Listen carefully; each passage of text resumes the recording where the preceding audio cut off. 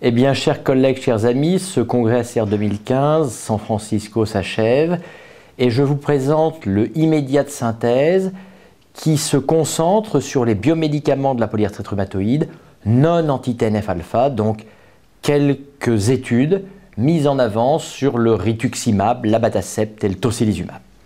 Alors, première étude sélectionnée pour le rituximab, petit cocorico, une étude issue du registre R, RPR, avec une présentation sur le maintien, l'efficacité potentielle du rituximab en fonction de ses modalités d'utilisation et notamment quand le rituximab est utilisé sur des cycles qui ne seront pas à la posologie, je dirais conventionnelle, de 1 g x 2, mais une posologie plus faible qui parfois, vous le savez, en pratique quotidienne, va être de 2 x 500 ou 1 g au lieu de 2 g.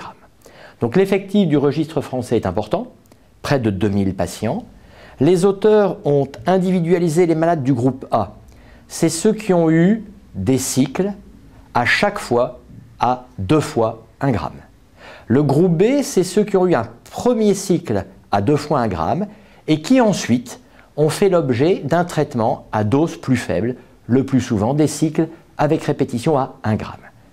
Dans cette communication, on n'a pas tenu compte pour le moment d'un groupe C, où les patients ont eu plusieurs cycles à 2 fois 1 g, puis un passage avec des retraitements à dose plus faible. En ce qui concerne donc les premiers résultats, eh bien on se rend compte d'abord qu'à 3 ans, la survie du traitement est comparable dans les deux groupes, c'est-à-dire le groupe 2 fois 1 g conventionnel versus plus faible dose. Il n'empêche que pour les patients retraités à dose plus faible, l'espace entre les cycles est un petit peu plus court. Vous le voyez à l'écran, une différence moyenne de 1 mois. Mais au total, pour une survie comparable, donc on peut imaginer un rapport bénéfice-risque comparable, il y a quand même une posologie moyenne totale inférieure de 36%. En ce qui concerne le rituximab, RPR, c'est le registre français. On connaît le registre de la BSR pour les traitements anti-TNF-alpha. Le registre de la BSR a aussi mis en place un process d'évaluation d'autres biomédicaments, notamment du rituximab. Cette deuxième communication est issue de l'expérience de la BSR concernant les malades traités par rituximab entre 2008 et 2011. L'originalité de leur communication, c'était de se focaliser sur les malades biologiques naïfs comparativement à ceux qui sont en échec, sous-entendu un premier anti-TNF. Alors, il y a une étude de survie à 4 ans, avec un arrêt du rituximab qui est difficile à définir, car certains malades ne sont retraités qu'au bout d'1 an et demi, de 2 ans, avec succès. Il n'empêche que l'échec, c'est recours à un autre biologique, le décès si je puis dire, et ça peut être discutable, mais dans cette étude, c'est absence de retraitement au-delà de 1 an. Alors, les résultats, eh bien, avec un suivi médian de 4,5 ans, eh bien, vous voyez que les malades biologiques naïfs ont un taux de survie qui est comparable. Il n'empêche que les facteurs prédictifs d'arrêt eh bien, sont le DAS28 bas, qui est plutôt en faveur d'un moindre risque d'arrêt, la sérologie rhumatoïde, la jeune du patient, mais à l'inverse, un malade qui est en échec à au moins 2 DIMARD préalables a plus de risque d'arrêt prématuré. Et c'est aussi un peu pour ça que je voulais sélectionner, car l'impact tabac sur la réponse aux biologiques est un sujet que l'on reprend régulièrement depuis quelques années. Dans cette étude, mais je le dis tout de suite, contrairement à d'autres, vous voyez que le tabagisme, chez ces sujets biologiques naïfs, est plutôt associé à un risque augmenté d'arrêt du rituximab.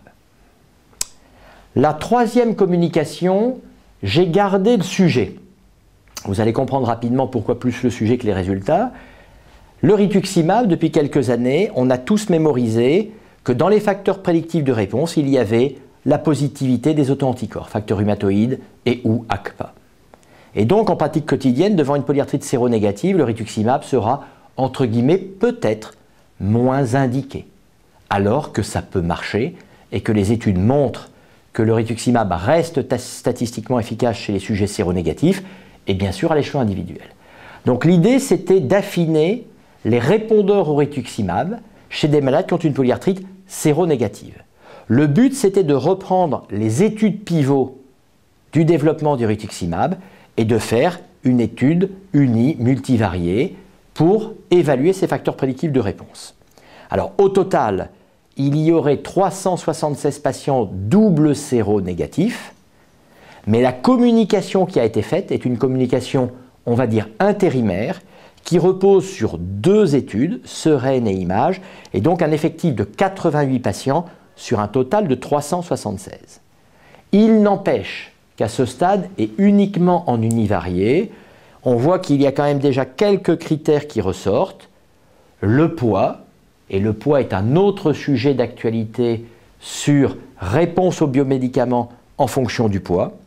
Le tabagisme pour les anciens fumeurs. La corticothérapie, qui là ressort avec un coefficient de régression qui est négatif, et le DAS28 initial. On ne va pas retenir ces éléments à ce stade. On peut retenir quand même qu'on ne retrouve pas de prédiction de réponse en fonction du taux global et du taux spécifique, notamment d'IgG. Mais ce qui est intéressant, c'est la démarche en cours, et je vous présenterai indiscutablement les résultats sur l'analyse complète, où il y aura prise en compte notamment du statut érosif ou pas de la maladie, et on va dire de l'activation B par un certain nombre de marqueurs, comme la production d'anticorps antinucléaires. Donc c'est une affaire à suivre. Pour l'abatacept, la communication principale, c'était de clore, si je puis dire, l'étude intitulée AVERT. L'étude AVERT, nous vous l'avons déjà sélectionnée, présentée par Paul Emery. L'objectif, c'est de traiter très précocement des polyarthrites rhumatoïdes séropositives, avec un bras méthotrexate monothérapie, un bras abatacept sous-cutané monothérapie et un bras qui combine d'emblée méthotrexate plus abatacept. Vous avez à l'écran un rappel des critères d'inclusion, les 3 bras. L'objectif, c'était 1 année de traitement. Et au bout de 1 an, pour les patients qui obtiennent une réponse DAS28 LDA, faible niveau d'activité, eh bien, on arrête tous les traitements. Et on regarde ce qui se passe, et notamment le pourcentage de patients qui vont conserver ce LDA ou la rémission, et bien sûr, d'un autre côté, le pourcentage de patients qui va rechuter. Il y a donc une phase de traitement, une phase d'arrêt, et l'originalité cette année de la communication, c'était la phase 3, c'est-à-dire la possibilité de retraiter les malades à partir du mois 15 par en ouvert l'association abatacept-méthotrexate. Donc vous voyez les chiffres, à l'arrêt du traitement, 3 malades sur 4 vont rechuter. Quand on regarde les données de retraitement, avec 140 malades à 6 mois, eh bien vous voyez que le DAS28 a la rechute de 5,47 en moyenne à la reprise du traitement.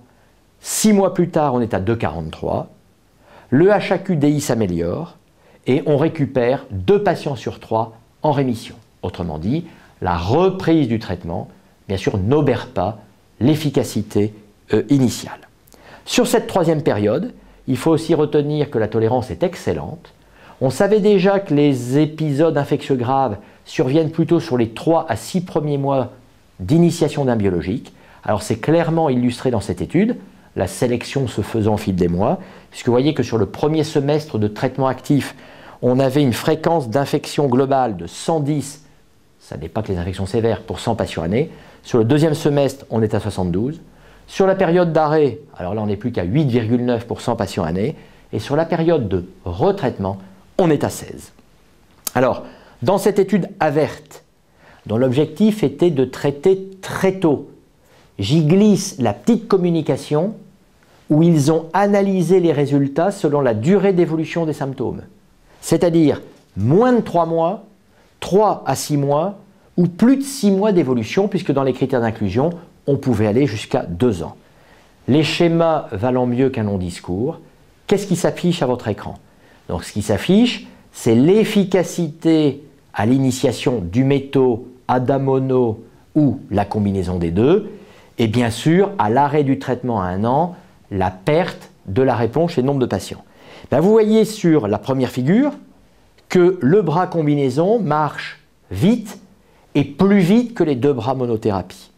Mais ce que j'ai encadré, c'est qu'à l'arrêt du traitement, il est vrai, je vous l'ai dit, que globalement 3 patients sur 4 chutent, mais il n'empêche que si le malade a eu les symptômes depuis moins de 3 mois, traité par la combinaison méthotrexate abatacept, eh bien vous voyez qu'il y a quand même un malade sur 3 qui conserve son niveau de LDA et à l'écran de rémission, c'est-à-dire quand même 2 fois plus que les malades traités par monothérapie et pour lesquels le délai a été un petit peu plus long.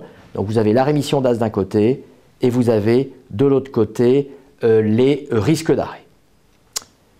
En ce qui concerne l'abatacept, dans mes souvenirs à l'écran, j'ai gardé 2 derniers petits focus. Sur cette diapositive, l'impact de l'épargne cortisonique. Il est toujours difficile, voire impossible, d'évaluer l'épargne cortisonique dans les essais contrôlés, puisque par définition, la corticothérapie doit être stable. Et au départ, elle est en général inférieure ou égale à 10 mg par jour. Donc là, le résultat présenté par Jacques-Éric, c'est le regroupement des 9 registres européens. Au total, donc un effectif de plus de 2400 patients. Et on analyse, à l'initiation de l'abatacept, l'épargne cortisonique. Le résultat est annualisé, moins 0,6 dans mes souvenirs, milligrammes par an et par patient. Et au total, 10% des patients qui peuvent, grâce à l'efficacité de l'abatacept, arrêter la corticothérapie. Donc c'est un chiffre non négligeable sous traitement. Et puis, je parlais déjà un petit peu du poids du tabac. Donc pour l'abatacept et le tabac, même entre guillemets base de données, le regroupement des registres européens, étude de la survie selon le statut d'abagique, on analyse les causes d'arrêt et vous voyez que chez les sujets fumeurs, eh bien, il y a un risque d'arrêt statistiquement plus élevé, toutes causes confondues d'arrêt. Quand on regarde dans le détail, c'est statistiquement significatif pour les arrêts pour inefficacité, non significatif pour les arrêts pour intolérance. Et vous voyez qu'en termes de réponse ELAR, bonne et modérée, le résultat est inférieur chez les fumeurs, 73%, versus 84% chez les non-fumeurs. Vous savez que le méthotrexate, les anti-TNF, on a parlé du rituximab il y a quelques minutes, il est clair que le tabac, potentiellement, est associé à une moins bonne réponse au traitement biologique, de façon spécifique ou non spécifique, c'est compliqué et c'est un autre sujet.